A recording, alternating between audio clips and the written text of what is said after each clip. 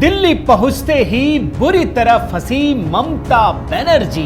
SIR पर अपनी शिकायतों को लेकर चुनाव आयोग से मिलने पहुंची ममता बनर्जी। ममता के साथ अभिषेक बनर्जी भी मौजूद हैं। तो ममता बनर्जी के निर्वाचन आयोग की मीटिंग के लिए 4 बजे यहाँ पहुँचने से पहले ही पूरा इलाका छावनी में तब्दील हो गया है। ममता बनर्जी ने कहा दिल्ली में भाजपा डर गई है। दिल्ली घबरा गया है, इसी के लिए हम आते हैं तो घबरा जाता है। ज्यादा नहीं आए भाई, ज्यादा आने से तो हम लाखों लाखों लेके आ सकते थे। मैं सिंबॉलिक 50 परिवार है जिसको जिंदा है लेकिन उसको मौत दिखा दिया, और 50 ले आए जिसको एसआईआर में डेथ हो गया है। ये लोग क्या रास्ता पे रुकेगा, सड़क पे रुकेगा? ये ठीक नहीं है। चुनाव आयोग ने टीएमसी के नेताओं को किया लाइन हाजिर।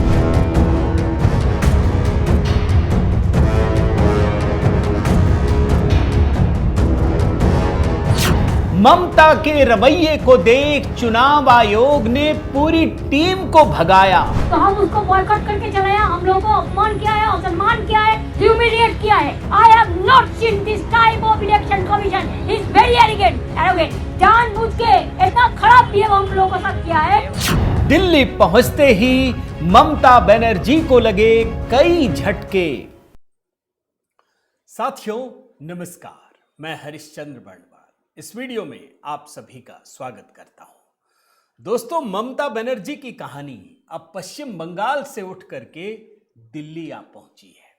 लेकिन एक सवाल है दोस्तों, क्या पश्चिम बंगाल में भारतीय जनता पार्टी को डराने वाली ममता बनर्जी डरी हुई है? क्या दिल्ली में किसी ने उनको डरा दिया है? क्या दिल्ली में दिल्ली पुलिस ने उनको उनके चारों तरफ पहरा लगा दिया है, या फिर कोई ड्रामा चल रहा है? लेकिन एक बात मैं कह सकता हूं दोस्तों कि ममता बनर्जी दिल्ली आकर के चौतरफा फंस गई हैं। वो किस तरीके से राजनीति कर रही हैं, आज उसका कुछ उदाहरण दिखाऊंगा दोस्तों। लेकिन मैं मानता हूं कि जिस तरीके से चुनाव आयोग ने उनकी पूरी रणनीति पर पानी फेर दिया है, जिस तरीके से गृह मंत्रालय ने उनकी पूरी चाल को पर्दाफाश कर दिया है, वो सब कुछ जनता को धीरे धीरे समझ में आने लगा है। और एक बात और है दोस्तों, जो लोग समझते हैं ना कि पश्चिम बंगाल में कुछ हो ही नहीं सकता, यकीन मानिए चुनाव आयोग इतना मजबूती के साथ काम कर रहा है दोस्तों कि उसकी गूंज सीधे सीधे ममता बनर्जी तक सुनाई पड़ रही है। एक एक वाकया मैं अभी आपको दिखाता हूं, कई सारे 2 विंडो भी दिखाऊंगा दोस्तों, ताकि आपको समझ में आएगा कि आखिर ममता बनर्जी की राजनीति को कितना फर्क पड़ता है। बड़े सारे लोगों के मैं वीडियो देख रहा था, जानते क्या कहते हैं कि देखा ममता बनर्जी ने दिल्ली आकर फंसा दिया या फंस गई। अभी आपको कुछ उदाहरण से ही समझ में आएगा दोस्तों। मेरा निवेदन है, जरूर कमेंट कीजिएगा दोस्तों। देखिए, कल हमने राहुल गांधी पे इतना शानदार वीडियो बनाया, इतनी मेहनत करके, अब पता नहीं उनकी टीम इतना रोकती है दोस्तों कि फिर मुझे बड़ा बुरा लगता है। तो जब आप कमेंट करते हैं ना दोस्तों, तो हमारी ताकत बढ़ती है। यकीन मानिए, इस वीडियो को लाइक तो जरूर कर दीजिएगा अभी के अभी, और एक कमेंट।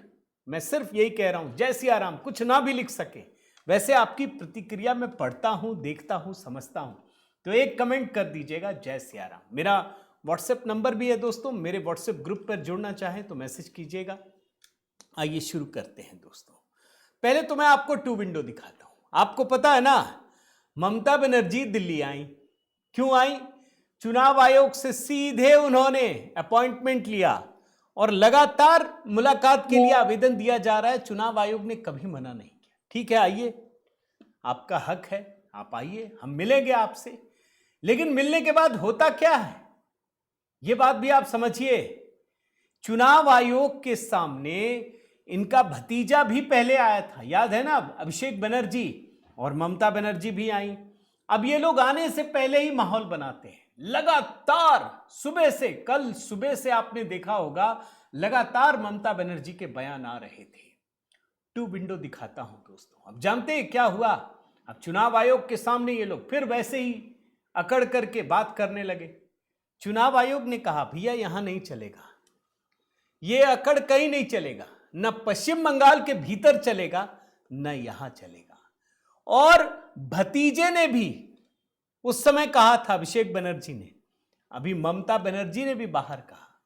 अब इनकी राजनीति क्या है यह भी समझना जरूरी है। पहले 2 विंडो में पुराना अभिषेक बनर्जी जब मिलने आए और इस बार ममता बनर्जी, दोनों का बयान एक साथ सुन लीजिए। बोल रहा था वो रोकने टोकने लग गया। He started losing his temper। मेरे तरफ उंगली उठाने लग गया। फिर मैंने बोला you are nominated, I am elected. आपका उंगली नीचे करके बात करिए। हम लोग जो यहाँ पे बैठा हुआ है जनता का वोट से चुना हुआ है। बीजेपी के बदौलत खाली आपका एक नोटिफिकेशन का बेसिस पे मैं यहाँ पे नहीं आया हूँ। We are answerable to the people at large. You are answerable to your masters. तो हम उसको बॉयकॉट करके चले आए। हम लोगों को अपमान किया है, असम्मान किया है, ह्यूमिलिएट किया है। I have not seen this type of election commission. He is very arrogant. जानबूझ के इतना खराब बिहेव हम लोगों के साथ किया है। मैंने कहा है कि हम सॉरी कि आपका साथ हम लोगों ने मिलकर जस्टिस देने के लिए आए थे। जस्टिस तो नहीं मिला, लेकिन आप इनजस्टिस कर रहा है और झूठा बात कह रहे हैं। इसे गेट लायर। अब चुनाव आयोग के सामने अकड़ करके बोलेंगे तो क्या होगा दोस्तों? भाई चुनाव आयोग तो संवैधानिक संस्था है ना।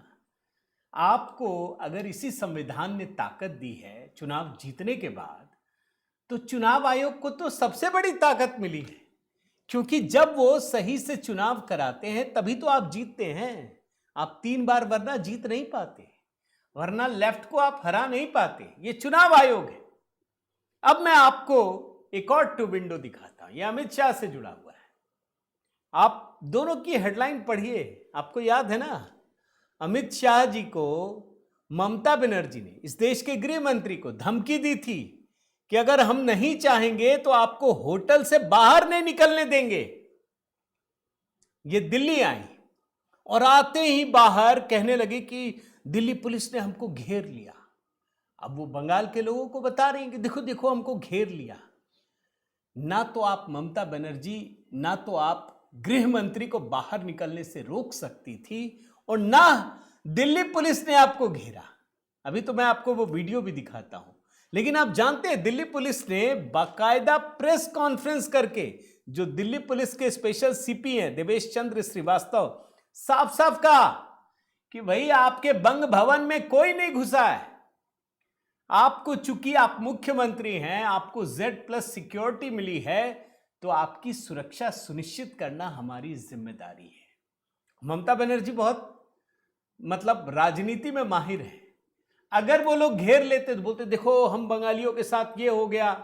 भाई बंगाल के साथ प्रधानमंत्री मोदी और गृह मंत्री का प्रेम जग जाहिर है, और जाने दिया तो नौटंकी। कई लोग ये भी दिखा रहे थे कि जो लोग जा रही हैं महिलाएं, एकदम सिंदूर बढ़िया से लगा हुआ है, एक मैसेजिंग भी है उसके पीछे। मैं जरा आपको वो वीडियो दिखाता हूं कि जब वो पहुंची थी तो दिल्ली पुलिस के लोग वहां थे। दिल्ली पुलिस के लोग कुछ कर नहीं रहे थे, सुरक्षा में थे। ये कह रही है कि थ्रेट कर रहा है। अरे कोई थ्रेट नहीं कर रहा था। आप देखिए वो हिस्सा दोस्तों। Brother, what happened? Why you people are here? You cannot construct my Bongo Bhavan to the property. What happened? क्यों नहीं लगे आप लोगों को? क्यों? क्या हुआ? आप लोगों ने क्या कर रहा है इधर में? दिल्ली पुलिस से क्यों आप लोग थ्रेट कर रहा है? क्या किया है? अब इधर में रुको। अब तो इधर में तो भाग क्यों रहा? देखिए भाई, हम नमस्ते करके कहते हैं, आप लोगों को जैसा भाई बहन है, हमारा भी भाई बहन है। अगर कोई लोगों को घर में कोई आदमी को डेथ हो गया SIR में, वो लोग बच्चा लेके वो सुप्रीम कोर्ट का पास बात करने के लिए आए। चुनाव आयोग ने ममता बनर्जी की इस राजनीति को, जिसमें बहुत सारे ऐसे तत्व जुड़ गए हैं जिनके बारे में सब जानते हैं, कितनी गहरी चोट दी है, इसका अंदाजा आपको धीरे धीरे लगेगा। लेकिन उन्होंने माहौल बनाना शुरू कर दिया। जब वो बोल रही थी तो वो सीधे बंगाल को नोटिस करके कि हम पे टॉर्चर करते हैं, SIR में हमको टॉर्चर कर रहे हैं। फिर वो बंग भवन में कि यहां पुलिस वाले घेर दिए, 150 आदमी का डेथ हो गया है, ये हो गया, वो हो गया है। अभी एक घटना हुई थी, वहां ममता बनर्जी पहुंची थी क्या? सोचिए ना। एक और वीडियो आपको दिखाता हूं किस तरीके से दिल्ली पुलिस का नाम लेकर के ये माहौल बनाने की कोशिश कर रही है। देख लीजिए। बंगो भवन जो हमारा प्रॉपर्टी है, उधर में जाके वो लोग थ्रेट करे। ये क्या है? सुप्रीम कोर्ट के हमारे केस चल रहा है, जुडिशियरी के ऊपर हमारा आस्था है, हमारा केस, हमारा इलेक्शन कमीशन में मीटिंग है। तो ये लोगों को सोचना चाहिए था कि हम ऑफिशियल अपॉइंटमेंट लेके आए हुए हैं, 150 आदमी को डेथ हो गया है, उसका परिवार बात नहीं कर सकता है मीडिया के साथ। हमारा बहुत सारे परिवार आया जो जिंदा है, जिसको मौत दिखाया वोटर लिस्ट से हटाने के लिए, उसका हक छीनने के लिए। तो इसी के लिए मैं जब सुना, मैं चलाया, जिधर जिधर में वो है उधर में दिल्ली पुलिस भेज दिया है। जब दिल्ली में एक्सप्लोजन होता है तो तब दिल्ली पुलिस कहाँ रहता है। अब आप खुद सोचिए दोस्तों, अगर वास्तव में आपका कोई कंसर्न होता, जिसे लगता है कि आपको ठीक करना है, जेन्युइन है, तो आप माहौल नहीं बनाते। अरे भाई, चुनाव आयोग को चुनाव नहीं लड़ना होता है, चुनाव आयोग को चुनाव करवाना होता है। उसके ऊपर भी बहुत सारी संस्थाएं, सुप्रीम कोर्ट है, हाई कोर्ट है, कहीं गलत होने की गुंजाइश नहीं होती जब तक लोकतंत्र है।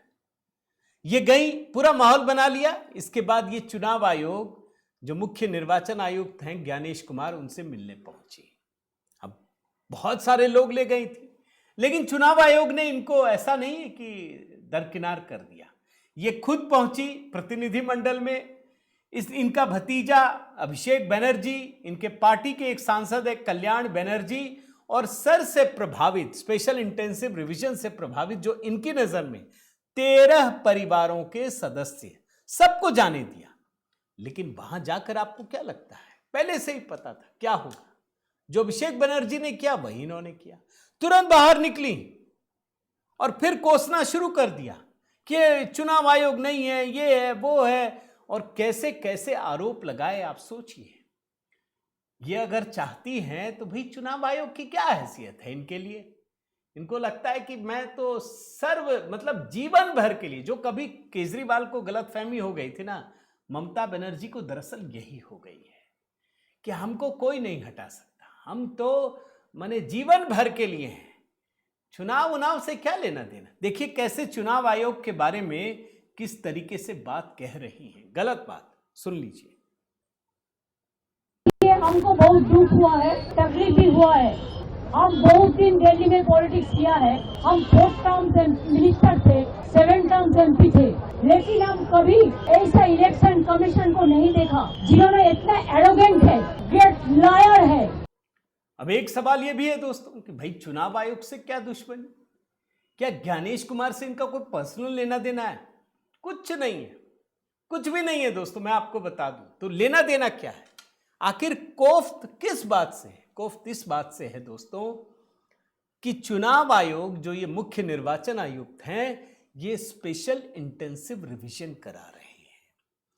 30 लाख लोग दोस्तों, हो सकता है आंकड़ा मैंने अभी चेक नहीं किया, लेकिन मुझे जो याद आ रहा है 30 लाख लोग ऐसे हैं जो चुनाव आयोग के पास पहुंचे ही नहीं। जब चुनाव आयोग ने कहा कि ये तो संदेहास्पद चीजें दिख रही हैं, आप आइए पूछताछ के लिए, 30 लाख लोग पहुंचे ही नहीं। कोई छोटा आंकड़ा नहीं है। और इसीलिए तब समझ में आता है कि ये स्पेशल इंटेंसिव रिवीजन से क्यों खार खाई हुई है। पूरे देश में हो रहा है, सिर्फ बंगाल में दिक्कत है, देख लीजिए। 3 महीना पहले आपको SIR का करने का जरूरत क्यों था? दूसरी बात यह है, अगर आपको SIR करना है तो आप 4 इलेक्शन बाउंड स्टेट को छोड़ देता, बाद में ऐसा प्लानिंग करके करता, लेकिन आपने वो नहीं किया। मैं एक बात क्लियर कट आपको बताता हूं दोस्तों, ममता बनर्जी आखिरी लड़ाई लड़ रही है, वो हारी हुई बाजी लड़ रही है, क्योंकि इस बार चुनाव आयोग पूरी सख्ती के साथ काम कर रहा है। और इसीलिए ममता बनर्जी अब कोई भी कोर कसर बाकी नहीं छोड़ना चाहती हैं। सुप्रीम कोर्ट पहुंच गई हैं, और सुप्रीम कोर्ट पहुंची ही नहीं है। आपको बता दूं, मुख्य निर्वाचन आयुक्त के साथ आधिकारिक बैठक से ठीक 24 घंटे पहले रविवार के दिन याचिका डाली गई है। आप समझिए, और खुद ममता बनर्जी याचिका करता है, खुद को याचिकाकर्ता बनाया है उन्होंने। वो सीधे सीधे स्पेशल इंटेंसिव रिवीजन और एक और माइक्रो ऑब्जर्वर, उनकी नियुक्ति का सवाल उठा रही हैं। मेरे ख्याल से दोस्तों कल इसकी सुनवाई होगी, आप देखिएगा, कल बहुत सारी चीजें मिलेंगी और ये चीफ जस्टिस ऑफ इंडिया के बेंच में आने की उम्मीद है। ममता बनर्जी हर तरह से दांव पेच आजमा रही है। इधर चुनाव आयोग से मिलना, उधर सुप्रीम कोर्ट के साथ, और वो सियासी पारी में बहुत माहिर हैं दोस्तों। याद रखिए, मैंने इसीलिए कहा कि वो आखिरी लड़ाई लड़ रही हैं। खुद को याचिकाकर्ता बनाया है। अच्छा, प्रॉब्लम क्या है? देखिए, अभी तक तो सब कुछ चल रहा था। हम भी इस संदेह में आ गए कि क्या वास्तव में बंगाल में चुनाव आयोग सफल हो पाएगा। लेकिन अभी चुनाव आयोग ने बहुत बड़ा काम किया है दोस्तों। आप याद कीजिए, मैंने आपको बताया था ना कि अभी माइक्रो ऑब्जर्वर जो 8000 है, जो दूसरे राज्यों से लाए गए, उनको बहुत बड़ा अधिकार दिया गया है, बहुत बड़ा। अब राज्य सरकार या अपने अधिकारियों की तरफ मुंह देखने की जरूरत नहीं है। सीधे चुनाव आयोग जो बंगाल का है, वो सीधे एफआईआर दर्ज करा सकता है, सीधे सस्पेंड कर सकता है, कोई भी कार्रवाई। यह अधिकार संविधान से और सुप्रीम कोर्ट से मिला है। अब आपको किसी के पीछे जाने की जरूरत नहीं है, सीधे कीजिए, और जो नहीं करता उसके खिलाफ भी कार्रवाई होगी। अगर कोई अड़ंगा डालता है उसको भी सस्पेंड करो, उसके खिलाफ भी एफआईआर करो। अब यहां आकर के मामला फंस गया। भाई, अधिकारी ही तो हैं, अधिकारी बंगाल सरकार के होंगे, लेकिन संविधान से चुनाव आयोग के भी अधीन है। याद रखिए, उनको काम ही करना है, वो किसी व्यक्ति विशेष के अधिकारी नहीं है। अब वो बच नहीं सकते, इस बात को ध्यान दीजिए। इसीलिए ममता बनर्जी बुरी तरह से फंसी हुई है। और आप देखिएगा, एक तो चुनाव आयोग वहां फंसी, दिल्ली पुलिस ने भी पर्दाफाश किया, सुप्रीम कोर्ट तीसरा, और चौथा एक और मामला बता देता हूं, हुमायूं कबीर। मैं बार बार कह रहा था ना दोस्तों, अब देखिए मामला बदल रहा है। हुमायूं कबीर ओवैसी के साथ गठबंधन कर रहे हैं। इस बार तो ये मुसलमान हैं ही, बंगाली भी हैं, जो जैसे ओवैसी साहब चल नहीं पाए वहां पे, ये तो चलेंगे। इस बात का एहसास भी हो गया, कम से कम बिहार चुनाव और महाराष्ट्र के चुनाव से इनको एहसास हो चुका है। लेकिन इस बार तो हुमायूं कबीर ने गजब कर दिया दोस्तों। ममता बनर्जी का ऐसा खुलासा किया, ऐसा खुलासा, और यूसुफ पठान को लेकर के इनको लग गया था ममता बनर्जी को कि अधीर रंजन चौधरी को हराना मुश्किल है, यूसुफ पठान को जिताना जरूरी है। तो ये बताते हैं हुमायूं कबीर कि हमको भड़काऊ भाषण देने के लिए खुद ममता बनर्जी ने कहा था। आपको बयान सुनाता हूं दोस्तों, और ये स्वीकार कर रहे हैं, माफी मांगा हिंदू भाइयों से कि ममता बंदोपाध्याय के कहने पे हमने ये काम किया था, गलत बयान दिया था। देख लीजिए। পঠানকে ভোট দিয়ে জিতানোর জন্য মমতা বন্দ্যোপাধ্যায় আমাকে নির্দেশ দিয়েছিল। আমি রাজ্যের মুখ্যমন্ত্রীর কথা রাখতে গিয়ে সেদিন এই হিন্দু ভাইদের মনে যে আঘাত পেয়েছিল, আমি তার জন্য আজকে প্রকাশ্য এই লক্ষ লক্ষ মানুষের সামনে করজোড়ে ক্ষমা চেয়ে নিচ্ছি। ये बाइट बांग्ला में थी दोस्तों, हिंदी ट्रांसलेशन था, फिर भी पढ़ देता हूं। यूसुफ पठान को जिताने के लिए मुझे ममता बंदोपाध्याय ने निर्देश दिया था।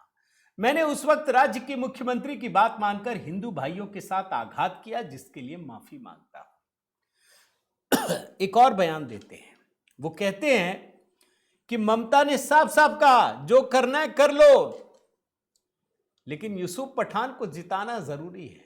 वो कहते हैं कि ममता को पता था कि मेरी बात सब लोग सुनते हैं। वो ये हिंदी में सुन लीजिए। करते हैं लेकिन जिताना चाहिए, यही बोला। इसीलिए मैं उसी टाइम इनको पार्टी को उम्मीदवार को जिताने के लिए वो बात किया, यही बोल दिया। देख रहे हैं ना। अच्छा, अब मुझे लगा दोस्तों कि वो भी तो बयान निकालना पड़ेगा कि आखिर हुमायूं कबीर ने उस समय क्या कहा था। उसने 70 और 30 की बात कही थी।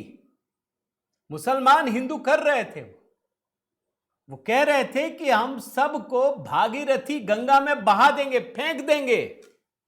बांग्ला में है, जरा सुनिएगा, पढ़िएगा। मैं पढ़ देता हूं हिंदी में। ये जो अभी बयान सुनाऊंगा, 2 घंटों में अगर भागीरथी गंगा में ना बहा दिया तो राजनीति से संन्यास ले लूंगा। याद रखो, तुम 30% हो और हम 70% हैं। अगर काजीपारा इलाके में मस्जिद के बारे में कि मुसलमान भाई हाथ पर हाथ धरकर नहीं बैठेंगे, बीजेपी, एक बार सुन लीजिए आप। তোমাদেরকে যদি ভাগীরথীর গঙ্গায় না ফেলতে পারি, রাজনীতি থেকে সরে যাব, শক্তিপূর্ণ এলাকায় বসবাস করা বন্ধ করে দেবো। মানে তোমরা হাতির পাত পা দেখেছো, কিন্তু যদি ভেবে থাকো যে 30% লোক মুর্শিদাবাদ জেলায় আর আমরা 70 পাচ্ছেন। এখানে কামনগরে তোমরা বেশি আছো বলে কাজীপাড়ার মসজিদ ভাঙবে আর বাকি এলাকার মুসলমান ভাইরা হাত গুটিয়ে বসে থাকবে, এটা কোনোদিন হবে না। और जब मैं रिसर्च कर रहा था ना दोस्तों, तो सिर्फ हुमायूं कबीर की बात नहीं है कि उन पर विश्वास करें न करें, खुद ममता बनर्जी कुछ ही महीने पहले मुसलमानों को भड़काने वाला बयान दे चुकी थी। उनको समझ में आया होगा कि लग रहा मामला गड़बड़ हो रहा है, तब शायद हुमायूं कबीर को कहा हो। सुन लीजिए, ये ममता बनर्जी के बयान है। जो मर्जी हो हम करेंगे। एक बात याद रखना, बीजेपी को मदद मत करो। बीजेपी का अगर तुम लोग मदद करोगे कोई, तो अल्लाह का कसम आप लोगों को कोई माफी नहीं करेगा, हम तो माफी नहीं करेंगे। तो ये हुमायूं कबीर का मामला है दोस्तों, लेकिन आखिर में आपको दो छोटे छोटे बयान भी दिखाने पड़ेंगे। अमित शाह वो भी पूरी तैयारी कर रहे हैं। भाई हर पार्टी जीतना चाहती है। भाई भारतीय जनता पार्टी को पता है कि हमारा ओरिजिन यहीं से है, पश्चिम बंगाल से है। श्यामा प्रसाद मुखर्जी पहले नेता जनसंघ के, अरे वो बंगाल से ही थे। बंगाल कैसे छोड़ दें? बंगाल में तो मेहनत करनी पड़ेगी। और खुद गृह मंत्री दोस्तों कमान संभाल करके वहां पहुंचे हैं। वो साफ साफ इस बार तो 31 तारीख को यानी शनिवार को बागडोगरा में एक बड़ी जनसभा संबोधित करने पहुंचे। ये दिखा भी रहे हैं कि भाई ममता बनर्जी बोलती है ना कि होटल से बाहर नहीं निकलने देंगे, कोई बात नहीं, देख लीजिए करके हम पहुंचते हैं कि नहीं पहुंचते। भाजपा के कार्यकर्ताओं नेताओं को एक संदेश भी दे रहे हैं, साफ साफ कहते हैं कि इस बार पश्चिम बंगाल में नरेंद्र मोदी जी के नेतृत्व में विवेकानंद जी, रविन्द्रनाथ ठाकुर जी की कल्पना का सोनार बांग्ला का निर्माण होने वाला है। बयान देखिए। उत्तर बंग की भूमि पर कहकर जाता हूं कि ममता दीदी आपका समय समाप्त हो गया है और अब नरेंद्र मोदी जी के नेतृत्व में विवेकानंद जी और रविन्द्रनाथ ठाकुर जी की कल्पना का सोनार बांग्ला का निर्माण होने वाला है। एक आखिरी बाइट दोस्तों, अमित शाह साफ साफ भविष्यवाणी कर चुके हैं कि इस बार पश्चिम बंगाल के लिए ये साल परिवर्तन का साल होने वाला है। फिर एक भी घुसपैठिया नहीं बचेगा और जितने जो बांग्लादेश बॉर्डर पे काम चल रहा है ना, वो पूरा होकर रहेगा। सुन लीजिए। भाइयों बहनों, 2026 का वर्ष बंगाल के लिए परिवर्तन का वर्ष साबित होने वाला है, परिवर्तन का वर्ष। और मित्रों, मैं आपको बताता हूं कि हमने ये सब जगह कर दिखा है। इन्हीं परिस्थितियों में दोस्तों ममता बनर्जी दिल्ली आई है, इस उम्मीद में कि शायद यहां से कुछ माहौल बना सके। लेकिन मुझे लगता है कि भाजपा वाले भी पूरी तैयारी के साथ हैं। इसमें कहीं दो मत नहीं है कि भाजपा का ये टफेस्ट इलेक्शन होगा, ये ध्यान रखिए। बल्कि मुझे तमिलनाडु भी नहीं लगता, केरल भी नहीं लगता, जितना टफ इस समय पश्चिम बंगाल है। क्योंकि यहां बाकी पार्टियों ने सरेंडर कर दिया है ना। भाई केरल में कांग्रेस लड़ती हुई दिख तो रही है, तमिलनाडु में भी बाकी पार्टियां लड़ती हुई दिख रही हैं। यहां सबने एकदम जैसे कहते हैं शुतुरमुर्ग की तरह रेत में मुंह घुसा दिया। सिर्फ एक पार्टी दिख रही, कांग्रेस तो एकदम सरेंडर कर चुकी है, लेफ्ट कर चुकी है। तो ये मामला बड़ा अच्छा है दोस्तों। अब देखिए राजनीति में क्या होता है। आपको क्या लगता है, पश्चिम बंगाल में आपको क्या बदलाव की उम्मीद दिखती है या नहीं? क्या आपको लगता है? कमेंट जरूर कीजिएगा दोस्तों। एक कमेंट तो बनता है, कुछ ना भी करें, जय सिया राम लिख दीजिएगा। साथ ही दोस्तों आपसे निवेदन है, इस वीडियो को अधिक से अधिक शेयर कीजिए, लाइक कीजिए, बेल आइकन दबाइए। अगर मेरे चैनल को आपने सब्सक्राइब नहीं किया है तो ज़रूर कीजिए। साथ ही मेरा व्हाट्सएप नंबर भी है, अगर मेरे व्हाट्सएप ग्रुप से जुड़ना चाहें लिख दीजिए उसमें। मेरा जो हमारी टीम ने जो नया गीत अपलोड किया है वो कमेंट में पिन कर दिया है। बहुत बहुत धन्यवाद। जय सिया राम।